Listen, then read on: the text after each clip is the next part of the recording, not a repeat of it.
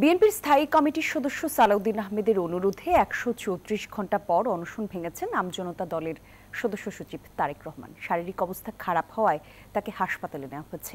সন্ধ্যায় সালাউদ্দিন আহমেদের উপস্থিতিতে তাকে অ্যাম্বুলেন্সে করে হাসপাতালে নেওয়া হয়। পরে গণমাধ্যমে সালাউদ্দিন আহমেদ জানান, জুলাই অভ্যুত্থান সহ বিভিন্ন ইস্যুতে ভূমিকা রেখেছেন তারেক। নিবন্ধন ইস্যুতে এই ধরনের উদ্বুদ্ধ পরিস্থিতি কাম্য নয় বলেও জানিয়েছেন। এ সময় পরবর্তী আপিলে আমজনতা দলের নিবন্ধনের বিষয়টি সহানুভূতির সাথে পুনর্বিবেচনার আহ্বান জানান তিনি।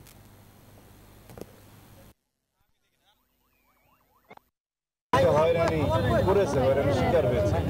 আমি ব্যক্তিগতভাবে নির্বাচন কমিশনের সংশ্লিষ্ট মাননীয় কমিশনারদের সাথে কথা বলেছিলাম যে তার বিষয়ে বোধহয় ন্যায় বিচার করা হচ্ছে না।